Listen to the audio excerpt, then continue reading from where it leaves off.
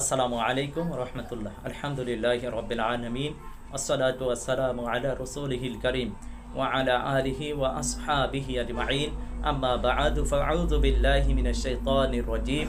বিসমিল্লাহির রহমানির রহিম। ওয়ালা তাবগিল ফাসাদা ফিল আরদ ইন্নাল্লাহা লা ইউহিব্বুল মুফসিদিন। কাছে এবং দূরে, দেশে এবং প্রবাসে, যে যেখান থেকে আমাদের আজকের আলোচনা শুনছেন এবং দেখছেন, অনুষ্ঠানের শুরুতে যশোরী ইসলামিক মিডিয়া বাংলা চ্যানেলের পক্ষ থেকে আমি মোহাম্মদ রিদওয়ানুল ইসলাম যশোরী আপনাদের সকলকে জানাচ্ছি আন্তরিক মোবারকবাদ। সম্মানিত দর্শক ও শ্রোতা, আমাদের আজকের আলোচনার বিষয়বস্তু হচ্ছে গণহত্যা, গণদর্শন, পূর্ব পরিকল্পনারই অংশ, পরিত্রাণের পথ কী। আপনারা জানেন, সাম্প্রতিক সময়ে বাংলাদেশের বিভিন্ন জায়গায় গণদর্শন হচ্ছে, গণহত্যা হচ্ছে। এর কারণটা কি? আপনার এগুলো পূর্ব পরিকল্পনারই অংশ। র এবং ফ্যাসিস্ট আওয়ামী লীগের দালালরা এই দেশের আইনশৃঙ্খলা পরিস্থিতিকে অস্বাভাবিক করার জন্য, নষ্ট করার জন্য পূর্ব পরিকল্পিতভাবে এই ঘটনাগুলো ঘটাচ্ছে। আর এটার মাস্টার মাইন্ড, হুকুমদাতা হচ্ছে ফ্যাসিস্ট হাসিনা, শেখ হাসিনা। তিনি প্রকাশ্যেই বলেছেন, সব কিছু কি প্রকাশ্যে করা লাগে? এর মানে তিনি প্রকাশ্যে তার দলের নেতাকর্মীদের বলেছেন যে তোমরা গোপনে কাজ করো, গুপ্ত হত্যার পথ বেছে নাও, গণহত্যার পথ বেছে নাও। এই ঘটনার পর থেকেই আমরা দেখলাম যে বাংলাদেশে ছিনতাইয়ের ঘটনা বেড়ে গেছে, ডাকাতির ঘটনা বেড়ে গেছে, গণহত্যা, গণদর্শন বেড়ে গেছে। আসলে ডাকাতি করা তাদের উদ্দেশ্য না, এই দেশের আইন শৃঙ্খলা পরিস্থিতির অবনতি ঘটানো হচ্ছে তাদের উদ্দেশ্য। ছিনতাই তাদের আসল উদ্দেশ্য না, কারণ ছিনতাই যদি হতো তাহলে টাকা পয়সা ছিনিয়ে নেওয়াটাই হলো মুখ্য উদ্দেশ্য। কিন্তু আমরা দেখলাম একটা নয়, 4টি 5টি 6টি গুলি করছে। আমরা দেখলাম ডাকাতির নামে তারা মা বোনদেরকে দর্শন করছে। দেখলাম ছেলের সামনে, মেয়ের সামনে মাকে দর্শন করেছে, বাবাকে জখম করেছে। কত নিকৃষ্টতম একটি ঘটনা। কিভাবে এই ছেলেটি মেনে নিবে? কিভাবে এই মেয়েটি কিভাবে মায়ের এই বেইজ্জতি মেনে নিতে পারে? আল্লাহর আরশ কেঁপে যাবে, তাদের উপর আল্লাহর লানত, তাদের উপর আল্লাহ সুবহানাহু ওয়া তাআলার আযাব নেমে আসবে। অবশ্যই তারা ধ্বংস হবে। তারা সীমা লঙ্ঘন করছে, তারা পরিকল্পিতভাবে সীমা লঙ্ঘন করছে। আর হাদিসের মধ্যেও এসেছে যে তাদের এই সীমা লঙ্ঘনের কারণে তারা পৃথিবীতে কিয়ামত আনয়ন করবে। তারা সরাসরি ভারতের মুশরিকদের এজেন্ডা বাস্তবায়ন করছে। মুশরিকরা যে ফিতনা সৃষ্টি করতে চাচ্ছে আর তাদেরকে টিস্যু হিসেবে ব্যবহার করতে চাচ্ছে, এবং তারা ব্যবহৃত হবে, ফলে ব্যবহৃত হবে, কিন্তু শেষ ফল তাদের ভালো হবে না। কারণ শেখ হাসিনাকে তারা মিথ্যা একটি আশ্বাস দিয়েছে, তাকে আবার ক্ষমতায় বসাবে। আসলে ক্ষমতায় বসাবে না। আজকে যারা ক্ষমতার লোভে এই ডাকাতি করতেছেন, ছিনতাই করতেছেন, গণহত্যা করছেন, গণদর্শন করছেন, এগুলো কারণে আপনাদেরই দুনিয়া এবং আখিরাত নষ্ট হবে, আপনারাই বিপদে পড়বেন। আজকে যাদের কথা এগুলো করছেন, যাদের প্ল্যান বাস্তবায়নের জন্য এগুলো করছেন, দিন শেষে তারা আপনাদের পাশে থাকবে না। দিন শেষে তারা আপনাদের কোনো উপকারে আসবে না, আপনাদের ক্ষতি হবে। আপনারা শেখ হাসিনা থেকে শিক্ষা নেননি। এই শেখ হাসিনা আপনাদেরকে ফেলে, বিপদে ফেলে চলে গেছেন। এই নেতাকর্মীদেরকে ফেলে তিনি চলে গেছেন। আবারও তিনি আপনাদেরকে বলতেছেন গোপনে কিছু করার জন্য, গুপ্ত হত্যার পথ বেছে নেওয়ার জন্য। বিপদের সময় তাকে আপনারা পাশে পাবেন না। আপনার বাচ্চাগুলো, আপনার বিবি, আপনার পরিবার, আপনার সমাজ, আপনার দেশ ছেড়ে কি আপনি যেতে পারবেন? কেন দেশের বিরুদ্ধে অবস্থান নিচ্ছেন? কেন দেশের বিরুদ্ধে ভয়ঙ্কর ষড়যন্ত্র করছেন? কেন আরেকজনের হাতের মুয়া হিসেবে ব্যবহার হচ্ছেন? আপনাকে টিস্যুর মতন ব্যবহার করছে, আপনাকে তো এক সময় ছুঁড়ে ফেলে দিবে। আপনার তখন কি উপায় হবে? এদেশের মানুষ আপনাকে কি ক্ষমা করবে? এদেশের মানুষ কি আপনাকে ভুলে যাবে? আপনার পরিবার, আপনার সমাজের মানুষ কি আপনাকে ভুলে যাবে? এজন্য ভুলেও এই কাজটা করবেন না। পূর্ব পরিকল্পনার অংশ হিসেবে, তাদের হাতের খেলনা হিসেবে ব্যবহৃত হবেন না। যদি হন তাহলে সামনে আপনারাই বিপদে পড়ে যাবেন। সাবধান হয়ে যান, সাবধান হয়ে যান। আল্লাহর কুরআনুল কারীমের সেই আয়াতকে স্মরণ করেন, ওয়ালা তাবগিল ফাসাদা ফিল আরদ। আল্লাহ সুবহানাহু ওয়া তাআলা বলছে তোমরা জমিনে ফিতনা ফাসাদ সৃষ্টি করো না। ইন্নাল্লাহা লা ইউহিব্বুল মুফসিদিন। আল্লাহ কোনো ফিতনা ফাসাদ সৃষ্টিকারীদেরকে পছন্দ করে না। আল্লাহ সুবহানাহু ওয়া তাআলা তো এই ফাসাদ সৃষ্টি করা পছন্দ করে না। আপনারা পবিত্র কুরআনুল কারীমের সূরা মায়েদার 38 নম্বর আয়াতটা একবার পড়ে দেখেন। সেখানে আল্লাহ সুবহানাহু ওয়া তাআলা চুরি, ডাকাতি, ছিনতাই যারা করে তাদের কি শাস্তির কথা বলেছেন। সেখানে আল্লাহ সুবহানাহু ওয়া তাআলা বলেছেন তাদেরকে কতল করার জন্য, তাদেরকে শুলে চড়ানোর জন্য, বিপরীত দিকে হাত পা কেটে দেওয়ার জন্য, অথবা তাদের নির্বাসন দেওয়ার জন্য। এজন্য বলবো যে সতর্ক হয়ে যান।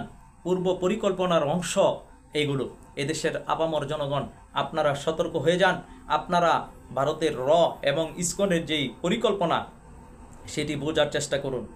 সামনে দ্বিতীয় কারবালা, সামনে গজওয়াতুল হিন্দ, যেটি ইমাম মাহমুদ হাবিবুল্লাহ এসে আমাদেরকে এই উম্মাকে সতর্ক করছেন, আমাদেরকে ফিতনা থেকে বাঁচার পথ বলে দিচ্ছেন, কিভাবে এই ভয়ঙ্কর ফিতনা থেকে, এই ভয়ঙ্কর আযাব থেকে আমরা মুক্তি পাবো, আমরা নাজাত পাবো, আমাদের অস্তিত্ব বিলীন হয়ে যাবে যদি কিনা আমরা সতর্ক না হই। ইমাম মাহমুদ হাবিবুল্লাহ আল্লাহর পক্ষ থেকে মনোনীত মুজাদ্দেদ, আগমনী সতর্ক বার্তা নিয়ে উনি এসেছেন। গজওয়াতুল হিন্দের সতর্ক বার্তা, আগমনী বার্তা নিয়ে উনি এসেছেন। তৃতীয় বিশ্বযুদ্ধের আগমনী বার্তা নিয়ে এসেছেন, যেমনটি ফিরোজ দাইলামী রাদিয়াল্লাহু তাআলা আনহু থেকে বর্ণিত। ইমাম মাহাদির পূর্বে ইমাম মাহমুদের প্রকাশ ঘটবে, সে বড় যুদ্ধের শক্তির যোগান দেবে। তার জামানায় বজ্রের আঘাতে বিশ্বের অধপতন হবে, মানে তৃতীয় বিশ্বযুদ্ধ, পারমাণবিক বোমার আঘাতে বিশ্বের অধপতন হবে। তো তিনি এসেছেন গজওয়াতুল হিন্দ এবং তৃতীয় বিশ্বযুদ্ধের সতর্ক বার্তা নিয়ে। তিনি এসেছেন এই সংস্কারপূর্ণ জাতি কিভাবে নাজাত পাবে। আপনারা জানেন পৃথিবীতে দুটি জায়গা মুশরিকদের অস্তিত্ব, দুটি জায়গাতে মুশরিকদের অস্তিত্ব ছিল। এক হলো জাজিরাতুল আরব তথা আরব দেশে, যেখানে মুশরিকদের মাথাছাড়া দিয়ে উঠেছিল, মুশরিকদের সীমা লঙ্ঘন এত বেড়ে গিয়েছিল, কাবা করে 360টি মূর্তি রেখে তারা তাওয়াফ করত। এই মুশরিকদেরকে উৎখাত করেছেন আল্লাহ সুবহানাহু ওয়া তাআলা মুহাম্মদ সাল্লাল্লাহু আলাইহি সাল্লামকে প্রেরণ করার মাধ্যমে। আর আরেকটি জায়গা হচ্ছে মুশরিক, পৃথিবীর অন্য কোথাও এইরকম মুশরিকরা নাই, সেটা হচ্ছে ভারতীয় উপমহাদেশ তথা হিন্দ। এই হিন্দুস্তানে মুশরিকরা আজকে দেখেন সীমা লঙ্ঘন শুরু করছে, তারা মাথাচাড়া দিচ্ছে, তারা ফিতনা সৃষ্টি করছে, কেবলমাত্র গরুর গোশত খাবার কারণে মুখ সেলাই করে দিচ্ছে। কি দোষ ছিল সেই বোনটি একটি হিজাব পরার কারণে, তার হিজাব টেনে ছিঁড়ে তাকে বেজ্জিত করা হচ্ছে। ছোট্ট একটা বাচ্চাকে জয় শ্রীরাম বলতে বাধ্য করা হচ্ছে। 5 থেকে 6 মাসের বাচ্চাকে দেখলাম, ছোট্ট একটা বাচ্চাকে জোর করে জয় শ্রীরাম বলতে বাধ্য করা হচ্ছে। একজন মুসলমানকে দেখলাম দাড়ি টেনে ধরে শ্রীরাম বলতে বাধ্য করছে। তারা দেখলাম একের পর এক ফিতনা সৃষ্টি করছে। মসজিদগুলোর মধ্যে গিয়ে মসজিদের ভিতরে ঢুকে আজান দেওয়ার কারণে মুয়াজ্জিনকে পিটাচ্ছে, মসজিদের ভিতরে সালাত আদায় করার কারণে মুসলমানদেরকে আক্রমণ করছে। জুমার দিন কেন রাস্তায়, মসজিদে জায়গা হচ্ছে না, রাস্তায় কেন জুমার সালাত আদায় করলো, এই কারণে মুসলমানদেরকে পেটাচ্ছে। মসজিদ ভেঙে দিয়ে তারা মন্দির নির্মাণ করতে চাচ্ছে। তারা তো বাবরি মসজিদটাকে ঘুরিয়ে দিল। এরকম অনেক মসজিদ তারা ভারতে ঘুরিয়ে দিচ্ছে, অনেক মুসলমানদের বাড়িঘরকে তারা ঘুরিয়ে দিচ্ছে। এটি তাদের পরিকল্পনার অংশ। তারা অখণ্ড ভারত কায়েম করতে চায়, তারা রামরাজ্য প্রতিষ্ঠা করতে চায়, যে রামরাজ্যে মুসলমানদের কোনো অস্তিত্ব থাকবে না, মুসলমানরা থাকতে পারবে না, উগ্রবাদী হিন্দুত্ববাদীরা কেবল থাকবে। তা আজকের এই ফিতনা সৃষ্টি করছে, যেটি জাদুত তালিবিনের মধ্যেও এসেছে। শেষ জামানাতে একটি দল ফিতনাকারীদের বিরুদ্ধে যুদ্ধ করবে এবং তারা বিজয় লাভ করবে। সুবহানাল্লাহ। আপনারা সবাই সতর্ক হন, মুসলিমরা যারা আছেন সতর্ক হন। এই গণহত্যা, ছিনতাই, ডাকাতি, রাহাজানি এগুলো পূর্ব পরিকল্পনারই অংশ। তারা পরিকল্পিতভাবে এই পরিস্থিতি সৃষ্টি করে তারা ভারতীয় সৈন্যদেরকে বাংলাদেশে ঢোকাতে চাচ্ছে। তারা যেই চুক্তি করেছে, ইন্দিরা মুজিবের যে চুক্তি 1971 থেকে 97 এবং শেখ হাসিনা 2010 সালে এসে যে চুক্তি নবায়ন করেছে, সেই চুক্তি বাস্তবায়নের দিকে যাচ্ছে। আজকে অস্থিতিশীল পরিস্থিতি তৈরি হয়ে যাচ্ছে। দেখেন কিভাবে প্রশাসনের ভিতরে কি মেরুকরণ হয়ে গেছে। আজকে প্রশাসনের ভিতরেও ভারতপন্থী এবং দেশপ্রেমিক এবং ইসলাম প্রেমিক গ্রুপগুলো ডিভাইডেড হয়ে যাচ্ছে। এদেশের জনগণের ভিতরেও আপনার ডিভাইডেড হয়ে যাচ্ছে। ইমাম মাহমুদ হাবিবুল্লাহ পূর্বেই বলেছিলেন এই দেশের জনগণ 3 ভাগ হয়ে যাবে, 1 ভাগ ভারতের পক্ষে থাকবে, 1 ভাগ দেশের পক্ষে থাকবে, আরেক ভাগ ইমাম মাহমুদ হাবিবুল্লাহকে মেনে নিবে। দিন যত যাচ্ছে আমরা দেখছি দলে দলে মানুষ ইমাম মাহমুদ হাবিবুল্লাহর নেতৃত্ব ঐক্যবদ্ধ হচ্ছেন। দেশপ্রেমিক যারা আছেন তারাও একসময় বুঝতে পারবেন যখন এই দেশের সার্বভৌমত্ব স্বাধীনতা বিপন্ন হবে। আপনারা আজকে হয়তো বুঝতে পারতেছেন না যে সামনে ভয়ঙ্কর বিপদ, কারণ ইমাম মাহমুদ হাবিবুল্লাহ তো সতর্কবার্তা নিয়ে এসেছেন, সতর্ককারী হিসেবে এসেছেন। ওনার সতর্কবার্তাকে আমরা গুরুত্ব দিচ্ছি না। কখন বুঝবো? যখন আমরা আক্রান্ত হয়ে যাব। এজন্য যারা দিব্য জ্ঞান আছে, যারা অন্তর্দৃষ্টি আছে, তারা ঠিকই উপলব্ধি করতে পারতেছে যে সামনে ভয়ঙ্কর বিপদ। এজন্য আসুন যার যার অবস্থান থেকে নিজে সতর্ক হই, নিজের পরিবারকে সতর্ক করি। অনেকে বলেন যে হযরত আলোচনা করতে গেলে পরিবার থেকে গুরুত্ব দিচ্ছে না, অবহেলা করছে। আমি বলবো যে আমার আর আপনার কাজ হচ্ছে জাস্ট দাওয়াত পৌঁছে দেওয়া। কে মানবে কে মানবে না সেটি আমাদের কাজ নয়। পৌঁছে দিলাম কিনা, আমরা সত্য পেয়েছি সেই সত্যটা জাতির সামনে পৌঁছে দেওয়াটাই হচ্ছে আমাদের দায়িত্ব। কে মানবে না মানবে সেটি আমাদের কাজ না, কারণ হেদায়েতের মালিক তো হচ্ছেন আল্লাহ। আল্লাহ যাকে চান আল্লাহ তাকে হেদায়েত দিবেন, যে হেদায়েত খুঁজছে আল্লাহ সুবহানাহু ওয়া তাআলা তাকে হেদায়েত দিবেন।